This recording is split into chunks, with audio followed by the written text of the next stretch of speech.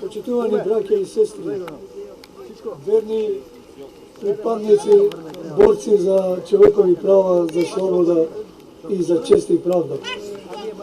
Многу луѓе зборуваат дека ние овдека сега сме биле малу. Никогаш вредноста на еден народ не се цени по бројноста на народот, туку по она што може да му подари на својата татковина, на својот народ и на светот. Вие, храбри луѓе овдека кои секоја вечер, вие сте цветот на овој народ. Вие сте најдобриот род од овој вид на народ. Затоа јас се восхитувам на вашата храброст. Вистина е дека храбрите луѓе имаат многу потешкоти во животот. Точно е и тоа дека храбрите луѓе многу пократко живеат. Но тие кои не се храбри и кои се од другата страна, тие воопшто и не живеат. А сега да се обратиме на нашите браќа страдалници што се овдека затворени во овој во ова црна замдана.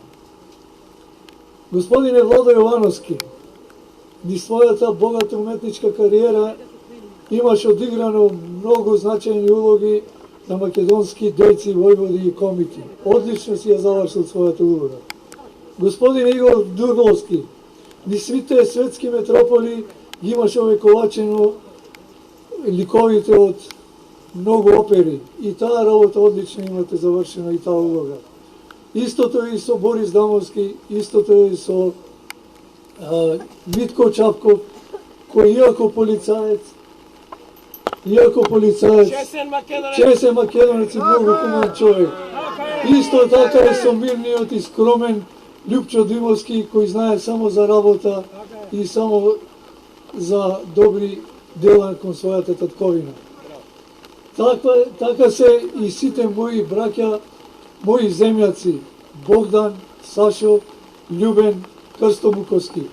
И сите што ги знам и не ги знам овдека затворени од оваа хунта на зајеб.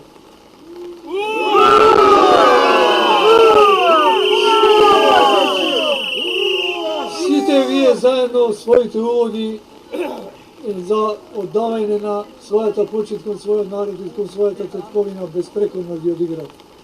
Но сега, вие сите заедно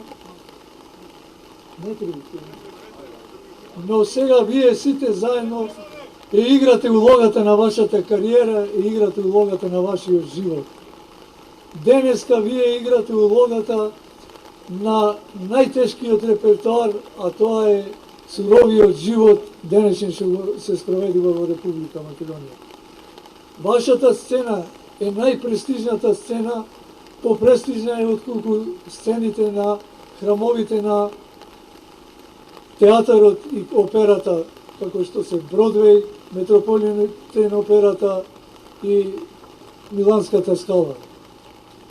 Вие, драги браќа и сестри, јунаци, кои ние овдека ве чувствуваме како ваши сострадалници, вие денеска играте вашата улога во најголемиот отворен амфитеатар што се вика, што го направила човечката цивилизација, што се вика Македонија.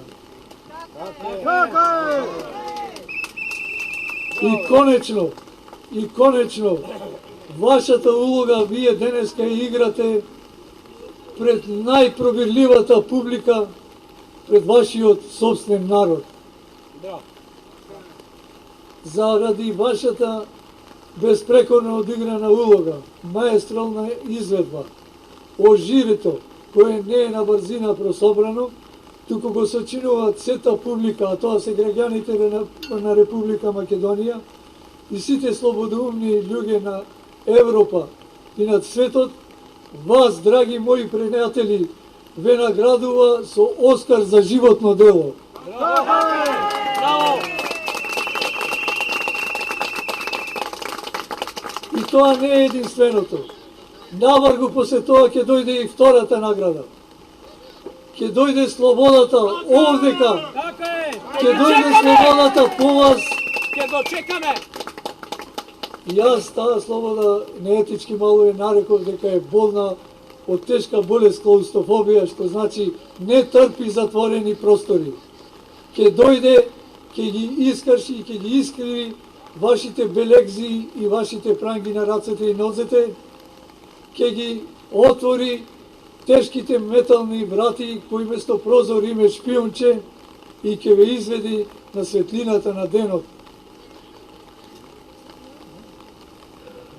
И вие кои сте заслужи за ова денеска што целиот народ е застанат со вас, вам ќе ви припадне славата, а на сите овие што ви го направи ова ќе им остане срамот.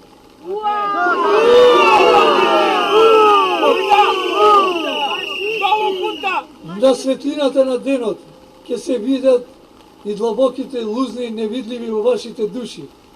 Ќе се видат и свежите рани на вашите раце и на вашите нозе од тешките пранги. Тоа вас ќе ме направи движечки светилишта духовни на македонскиот народ.